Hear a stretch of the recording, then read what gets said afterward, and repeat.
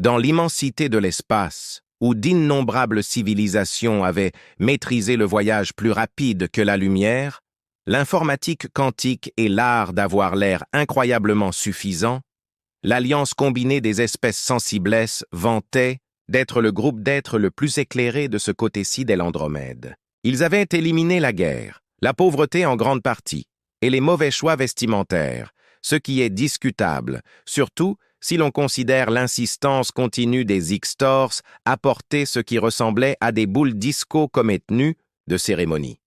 Le dernier projet de l'Alliance consistait à apporter la civilisation à un autre monde primitif, la Terre, car rien ne symbolise mieux une société avancée que d'imposer sa version de la civilisation aux autres. Ils utilisent encore des moteurs à combustion, ricana le commandant en chef Vex 427, dont la forme cristalline scintillait de mépris. La salle du comité, remplie de représentants de 50 espèces différentes, bourdonnait d'approbation.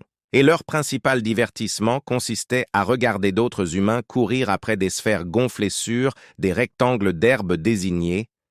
Des primitifs, marmonna l'ambassadeur Blorpune, masse gélatineuse dont l'espèce avait évolué, au-delà du besoin d'une forme solide. C'était particulièrement impressionnant jusqu'à ce que vous réalisiez qu'il ne pouvait pas tenir un stylo sans l'absorber. L'Alliance avait passé des décennies à étudier la Terre de loin, documentant soigneusement le comportement humain grâce à ces systèmes de surveillance ultra avancés enfin, principalement grâce à ce que les humains appelaient les réseaux sociaux. C'était tout simplement beaucoup plus facile que de faire le travail eux-mêmes. Leurs rapports préliminaires dressèrent le portrait d'une espèce qui n'avait même pas unifié sa planète, qui se battait encore pour les ressources et passait un temps fou à se disputer pour savoir si certains aliments avaient leur place sur des disques de pain plat qu'ils appelaient pizza. Le plan d'invasion est simple, déclara l'officier stratégique Zin, dont l'espèce était entièrement composée d'un gaz hyper intelligent. Nous disposons d'une technologie qui a des milliers d'années d'avance sur la leur. Nos vaisseaux peuvent résister à leurs armes primitives. Nos guerriers sont entraînés dans 17 dimensions de combat. L'Assemblée approuva avec enthousiasme, ignorant commodément que la plupart de l'entraînement de leurs guerriers consistait en de simulations virtuelles, car le combat réel était devenu tellement dépassé au dernier millénaire. Nous enverrons d'abord une petite équipe de reconnaissance, poursuivit Zinafine, de recueillir les dernières informations avant l'arrivée de la flotte principale. Ces humains ne sauront pas ce qui les aura frappés. Oh, comme l'univers sème l'ironie! L'équipe de reconnaissance composée des meilleurs éléments de l'Alliance, c'est-à-dire ceux qui avaient obtenu les meilleurs résultats dans les simulations et qui avaient les titres les plus impressionnants, descendit sur Terre avec toute la discrétion et la grâce que leur permettait leur technologie avancée, ce qui s'avéra ne pas être grand-chose lorsqu'ils se matérialisèrent accidentellement à l'intérieur d'une base militaire au lieu de leur prévue destination, un entrepôt abandonné qu'ils avaient repéré sur quelque chose appelé Google Maps. Une petite erreur de calibrage, marmonna le navigateur de l'équipe, tandis qu'aides alarmes retentissaient autour d'eux et que des humains en uniforme commençaient à pointer des armes primitives à projectiles dans leur direction. L'expert culturel de l'équipe, qui s'était préparé, minutieusement en regardant 3 films terrestres provenant tous d'une société appelée Disney, s'avança avec assurance. « Conduisez-nous à votre chef », annonça-t-il en utilisant ce qu'il croyait être le protocole universel de salutation. Les humains ne semblèrent malheureusement pas impressionnés par cette approche classique. Ce qui suivit fut une série d'événements de plus en plus malheureux impliquant des soldats confus extraterrestres paniqués et une tentative très malheureuse de communication par danse expressive. Une suggestion du spécialiste en communication de l'équipe qui avait manifestement passé trop de temps à étudier TikTok humain. Dans le chaos, les spécialistes des données de l'équipe prirent ce qu'ils décision brillante, pirataient les systèmes informatiques de la base afin de recueillir des renseignements. Ils ont facilement contourné les mesures de sécurité primitives, télécharger des téraoctets de données avant que l'équipe ne batte précipitamment en retraite. De retour en orbite, soignant leur fierté blessée, plusieurs malentendus concernant Les protocoles de salutation humains, l'équipe de reconnaissance a commencé à trier les données volées. Ils s'attendaient à trouver des spécifications technologiques de plans de défense, voir certaines de ces vidéos de chats dont ils avaient tant entendu parler au lieu de cela. Ils ont trouvé autre chose de tout à fait différent. Quelque chose qui allait amener la puissante alliance à reconsidérer tout ce qu'elle pensait savoir sur ces chemins primitifs. La voix des spécialistes des données tremblait lorsqu'ils ont fait leur rapport à leurs supérieurs au commandement. Vous devez voir cela immédiatement. C'est ainsi qu'a commencé le cours accéléré de l'Alliance sur l'histoire militaire humaine, une leçon qui s'avérerait plus instructive que tous les leurs milliers d'années d'entraînement n'auraient pu les préparer. Ils ne se doutaient pas que leur plan d'invasion parfait était sur le point de se heurter à quelque chose que leur simulation n'avait jamais pris en compte. La réalité humaine à l'état pur. La salle d'analyse des données à bord du vaisseau, amiral de l'Alliance bourdonnait d'activité, tandis que des spécialistes de 17e espèces différentes se penchaient sur les fichiers volés sur Terre. La salle conçue pour traiter le connaissance combinée de plusieurs galaxies était désormais entièrement consacrée à comprendre ce qu'il. Cela ne peut pas être vrai, murmura le chef analyste, ses multiples tentacules oculaires tremblant d'angoisse. Relancer les vérifications d'authenticité. Les systèmes de vérification capables de détecter les contenus manipulés dans 12 dimensions confirmèrent que ce qu'ils voyaient étaient bien des images historiques authentiques, des archives militaires, des documents d'entraînement et des analyses de combat, tous diffusés en haute définition sur leurs écrans, donnant vie à une image qui fit frémir. Ces humains ont commencé l'expert en guerre psychologique, s'interrompit pour ajuster son dispositif d'amplification de la pensée. Ils enregistrent tout, leurs victoires, leurs défaites, leurs stratégies set, ils les transforment en quelque chose appelé divertissement. Les premières images qu'ils savaient examiner étaient assez simples. Des batailles anciennes avec des armes primitives, des humains chargeant les uns les autres avec des métaux tranchants. Rien de très inquiétant pour une espèce qui avait maîtrisé les armes anti-atterrissage. Mais ensuite, ils virent comment 16 batailles évoluèrent. Elles passèrent des bâtons des pierres à des armes capables de détruire des planètes en moins de 10 000 rotations de leur étoile, nota l'historien militaire, sa forme cristalline s'assombrissant d'inquiétude. Comprenez-vous à quel point cela est sans précédent? La plupart des espèces ont besoin d'au moins 50 000 cycles pour développer ce type de capacité destructrice. Les images continuèrent à défiler sur les écrans de la salle. Des guerres mondiales comme les humains les appelaient, des conflits. Globoki ont remodelé leur planète à 2 reprises. Les membres de l'Alliance regardaient avec une fascination horrifiée les humains faire preuve d'une approche presque artistique de la guerre. « Regardez ça », dit l'analyste Tactikin, montrant une séquence particulière.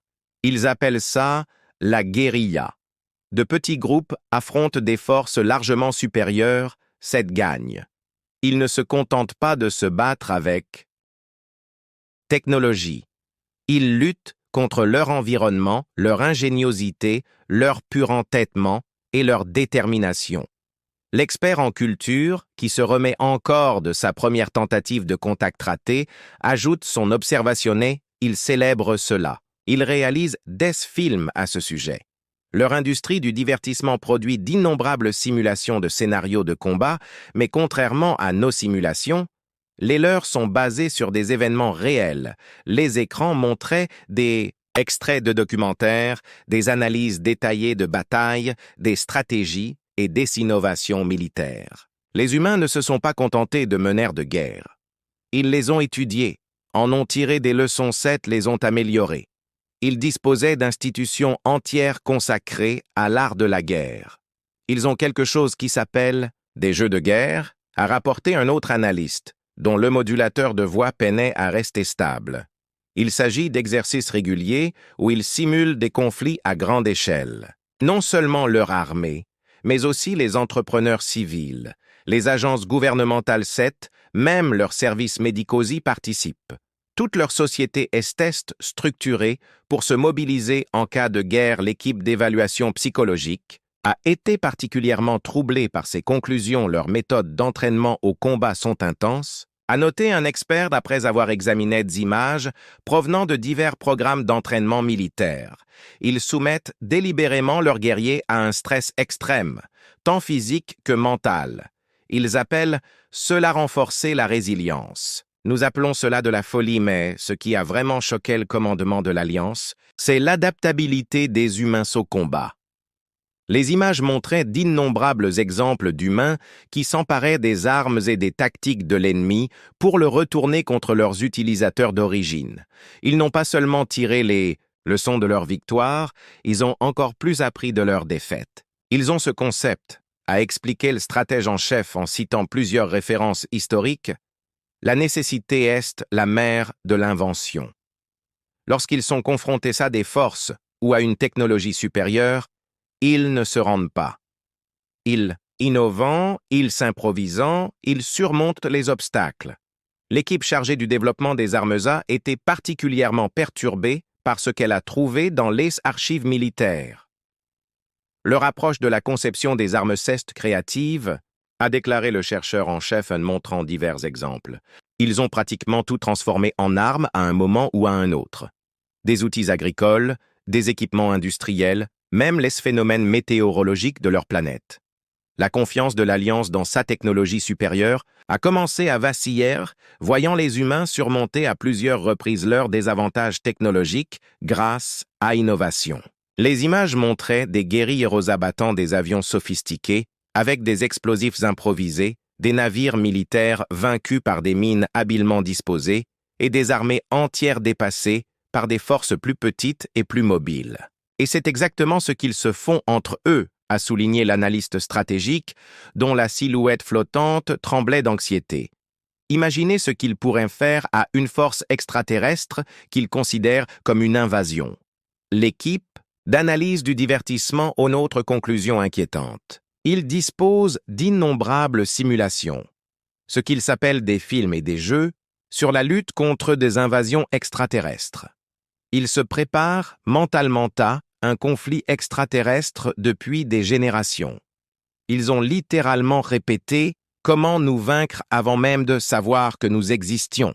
Le département de guerre psychologique était particulièrement troublé par des concepts humains tels que la guerre asymétrique et la guerre totale. Les images montraient comment les humains, lorsqu'ils étaient acculés, ils utilisent toutes les ressources disponibles, toutes les stratégies possibles pour remporter la victoire, quel qu'en soit le prix. Ils ont un dicton, a ajouté l'expert culturel d'un ton sinistre. Mieux vaut mourir debout que vivre à genoux.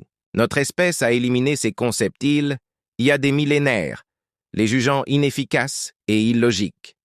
Les humains les considèrent comme des vertus.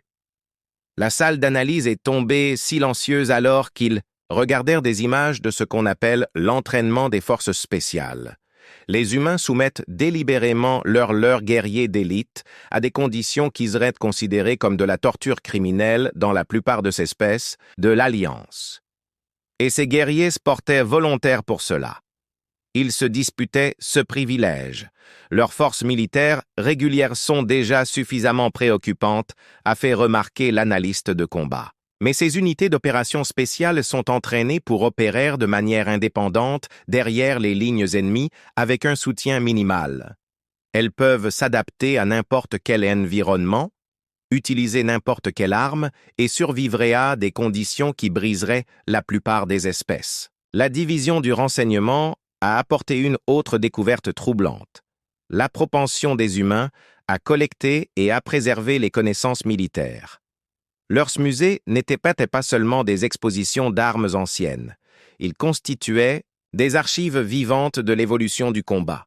Leurs militaires étudiaient les conflits remontant à des milliers d'années et en tiraient des leçons qu'ils s'appliquaient à la guerre moderne. Ils apprennent, déclara simplement l'analyste en chef. Ils s'apprennent, ils s'adaptent, ils s'améliorent. Chaque conflit les rend plus dangereux. Chaque bataille leur enseigne de nouvelles leçons. Chaque guerre enrichit leur savoir collectif sur La manière de combattre plus efficacement. Les démonstrations de l'ingéniosité humaine ont continué à se dérouler sur les écrans.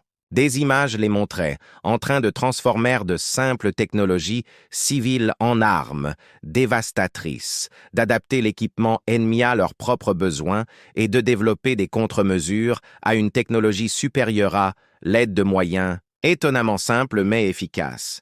Et leur capacité en matière de guerre de l'information n'ont ajouté aux experts en cybersécurité et experts en cybersécurité.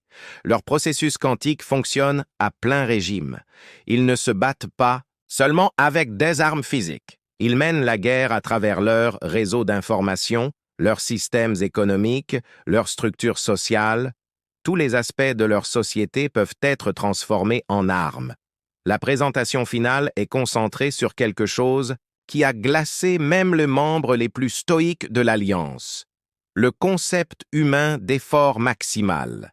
Les images montraient d'innombrables exemples d'humains repoussant leurs limites physiques et continuant à se battre malgré des blessures qui auraient dû le rendre incapable de continuer et de résister bien après que toute espèce logique serait rendue.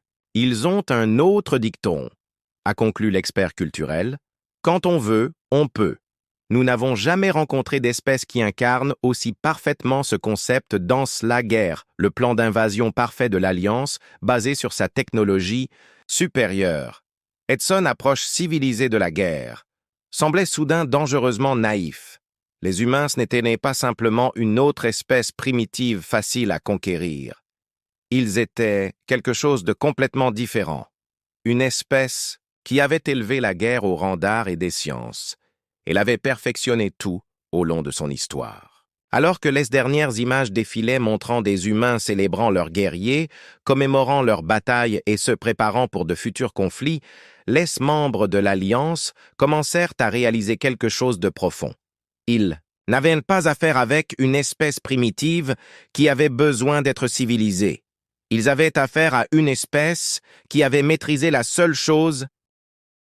L'Alliance avait oublié comment faire combattre, avec tout ce qu'elle avait contre toutes les chances, en utilisant tous les avantages possibles. Le chef analyste se tourna vers l'officier de communication, la voix lourde d'un respect nouvellement acquis et d'une certaine crainte. Préparer un message prioritaire pour le haut commandement, classification urgente, sujet, réévaluation, stratégique immédiate nécessaire. L'invasion de la Terre devrait attendre. L'Alliance avait de sérieuses réflexions à mener, la chambre stratégique militaire de l'Alliance, habituellement, un lieu de calme et de planification méthodique était devenu ce que les humains s'appelleraient un chaos organisé. Des experts de différentes espèces se pressaient autour d'écrans holographiques, chacun ajoutant son analyse à la montagne croissante de données inquiétantes sur les capacités de combat de la Terre. Analysons cela systématiquement, annonça le chef analyste militaire dont la forme cristalline projetait l'ordre du jour sur les murs de la salle. Nous devons comprendre non seulement leurs capacités, mais aussi leur approche psychologique de la guerre. Le premier expert s'avança, un être entièrement composé de champs de probabilité quantique.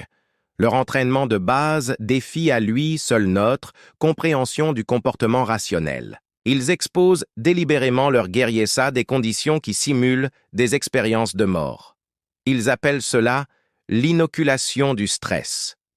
Des images montrèrent des soldats humains ramper sous des tirs, escalader des murs alors qu'ils étaient épuisés et menant des opérations dans des environnements extrêmes. Les membres de l'Alliance ont regardé les humains se pousser au-delà de ce qui aurait dû être leurs limites biologiques. Et ce n'est que leur entraînement standard, a ajouté un autre analyste dont les formes gazeuses tourbillonnaient avec agitation. Leurs unités d'élite vont encore plus loin. Elles ont quelque chose qui s'appelle la semaine de l'enfer qui est exactement aussi agréable que cela haine à l'air. Le rapport des experts en guerre psychologique était tout aussi inquiétant. Ils ont ce concept appelé esprit de combat qui transcende la doctrine du combat rationnel. Face à des forces supérieures, au lieu de calculer les conditions optimales de reddition comme le ferait toute espèce sensée, ils deviennent souvent plus déterminés à se battre. L'équipe d'analyse tactique a présenté ses conclusions. Ensuite, leur doctrine de combat est inquiétante, a déclaré le tacticien en chef. Ils ont développé quelque chose appelé guerre hybride, qui combine des opérations militaires conventionnelles avec une guerre irrégulière, des attaques cybernétiques, des pressions économiques et la manipulation sociale. Simultanément. L'analyse du développement des armes a suscité une inquiétude particulière. Ils ne se contentent pas de développer des armes, a expliqué l'expert technique. Ils les improvisent à partir de tout ce qui est disponible. Donner aux humains une utile, agricole, ils le transformeront en armes. Donnez-leur des équipements industriels, ils les militariseront.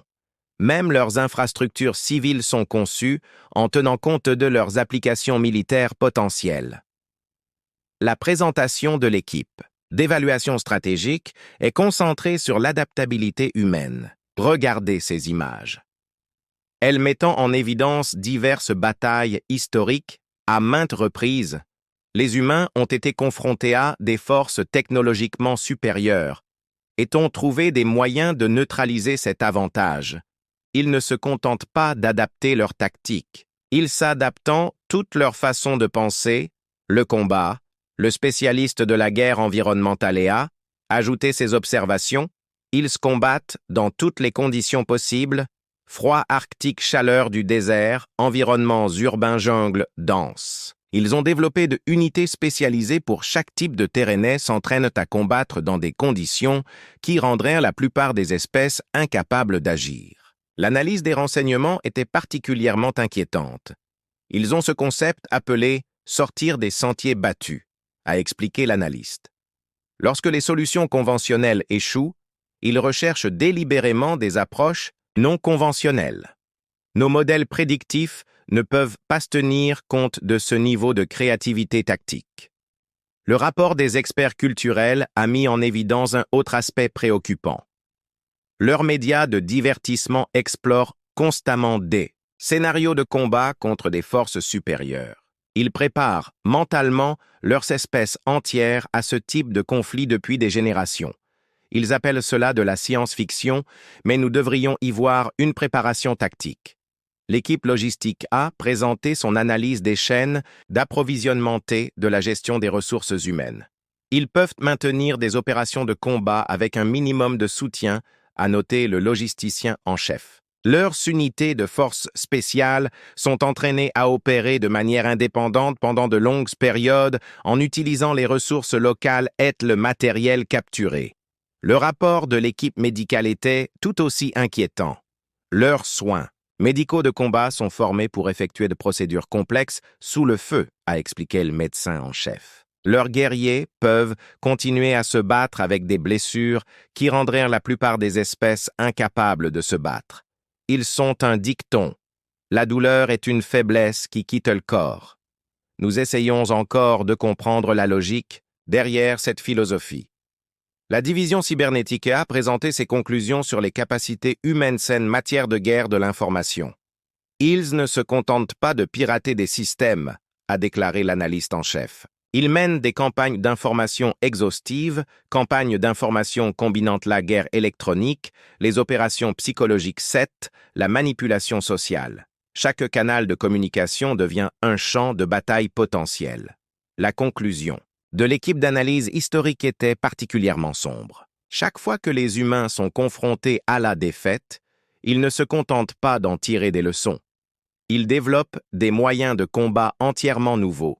Leur doctrine militaire est en constante évolution et intègre le leçons, tirées de chaque conflit, aussi minime soit-il.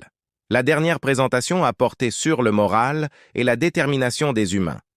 Ils ont des concepts tels que le dernier combat est le combat jusqu'au dernier homme, a expliqué l'expert en morale. Ceux-ci ne sont pas considérés comme échecs, mais comme des événements inspirants. Ils célèbrent ces moments de résistance désespérée à la fin des présentations. L'analyste militaire en chef a résumé leurs conclusions. Nous n'avons pas affaire à une espèce primitive qui a besoin d'être civilisée. Nous sommes confrontés à une espèce qui a fait de la guerre un art en la perfectionnant constamment par la pratique. Ils ne se contentent pas de mener des guerres, Il les étudie, en tire des leçons et les améliore. La salle est tombée dans le silence, tandis que les implications faisaient leur chemin. La technologie supérieure de l'Alliance semblait soudainement moins avantageuse face à une espèce spécialisée dans la recherche de moyens de neutraliser les avantages technologiques. « Quelles sont vos recommandations ?» a demandé l'analyste en chef. La réponse a été unanime, exprimée par les experts habituellement controversés, avec surprenant accord. Réévaluation immédiate de toutes les doctrines de combat concernant la Terre, et peut-être envisager des alternatives diplomatiques. Le chef analyste acquiesce à l'heure, forme cristalline s'assombrissant légèrement, je vais préparer le rapport pour. Le haut commandementais suggérait qu'il regarde davantage ces images de combat humain. C'est très instructif. Alors que les experts quittaient la salle, un analyste murmura ce que tout le monde pensait. Peut-être devrions-nous être reconnaissants qu'ils n'aient pas encore développé le voyage plus rapide que la lumière. Imaginez si ils ont décidé de nous civiliser. La haute chambre du Conseil de l'Alliance, habituellement lieu de débats mesurés et de délibérations prudentes, n'avait jamais connu un consensus aussi rapide. La présentation des conclusions sur les capacités guerrières des humains savait transformer les membres les plus bellicistes du Conseil fervent, défenseurs de la coexistence pacifique.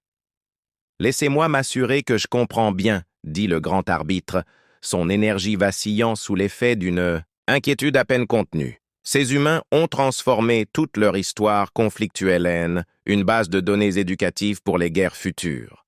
« C'est exact, » répondit le chef analyste militaire. « Et ils partagent librement ces connaissances.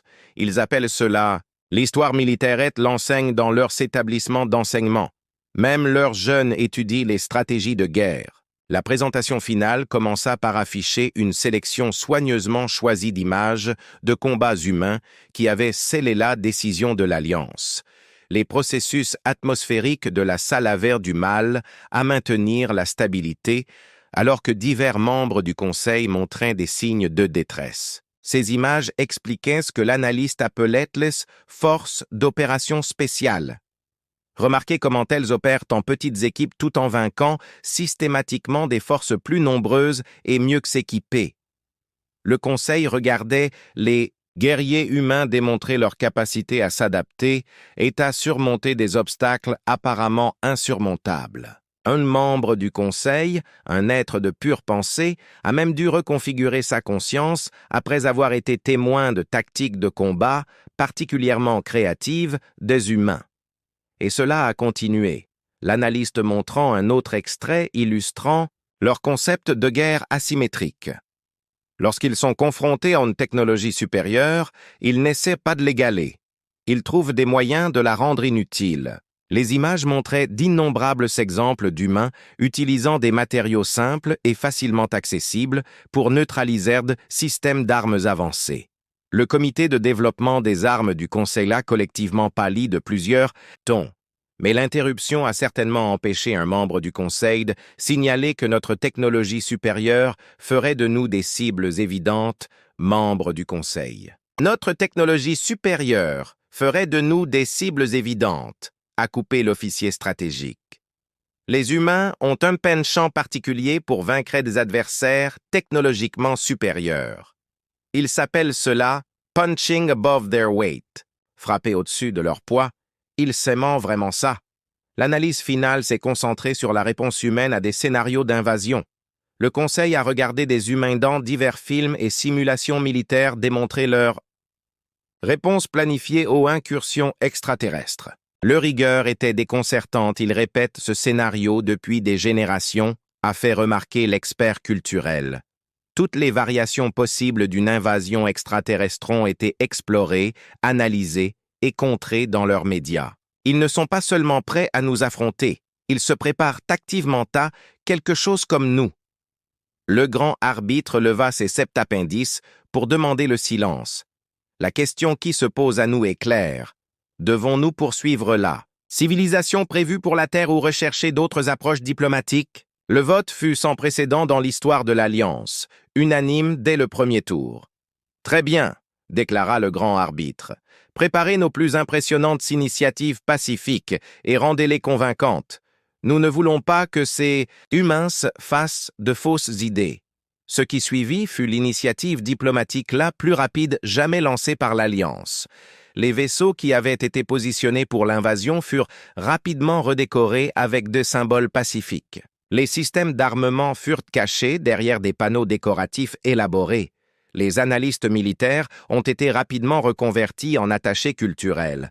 Les Shumains, quant à eux, semblaient à la fois amusés et perplexes face aux gestos pacifiques enthousiastes de l'Alliance. Lorsque la première délégation diplomatique est arrivée avec des cadeaux et parlant de fraternité galactique, les chefs militaires de la Terre, et ils veulent parler de programmes d'échange culturel. Les représentants de l'Alliance ont souri nerveusement et ont offert une nouvelle série de cadeaux tout en évitant soigneusement de mentionner leurs intentions initiales. Leur soulagement d'avoir choisi la voie diplomatique n'a fait que croître. À mesure qu'ils en apprenaient davantage sur l'escapacité militaire de la Terre au cours d'échanges pacifiques, au cours d'un de ces échanges, un historien militaire humain a mentionné en passant un concept appelé « destruction mutuelle assurée » et qui ont poussé plusieurs diplomates de l'Alliance à demander une aide psychologique immédiate. Le traité de paix a été signé un temps record, l'Alliance faisant des concessions sans précédent. Elle a même accepté d'aider les humains à développer plus rapidement que la lumière, estimant qu'il valait mieux l'avoir comme allié plutôt que de risquer qu'ils le développent indépendamment et leur en veulent. Alors que le grand arbitre signait le traité final, il ne put s'empêcher de remarquer le léger sourire sur le visage du représentant humain. C'était presque comme s'ils savaient, comme s'ils avaient compris depuis le début que leur plus grande arme n'était pas leur capacité militaire, mais la connaissance que la galaxie en avait. Dans les années qui ont suivi, l'Alliance a complètement revu son approche des espèces primitives. Le nouveau protocole était simple, vérifier d'abord leurs images de combat. Certaines formes de civilisation qu'ils avaient été dotées d'excellents systèmes de défense, et quelque part dans les archives les plus sécurisées de l'Alliance, sous la mention « à examiner avant toute action militaire », se trouve une collection complète de documents sur les guerres humaines. Elle sert à rappeler que parfois, les espèces les plus dangereuses ne sont pas celles qui possèdent la technologie la plus avancée, mais celles qui maîtrisent l'art d'utiliser tout ce dont elles disposent pour gagner. La dernière entrée de ces archives est la suivante. Attention, le contenu de ce document peut entraîner une remise en question profonde des ambitions militaires. La prudence est recommandée. Sérieusement, ne vous frottez pas aux humains. C'est ainsi que la plus grande invasion qui n'ait jamais eu lieu est devenue le traité de paix le plus rapide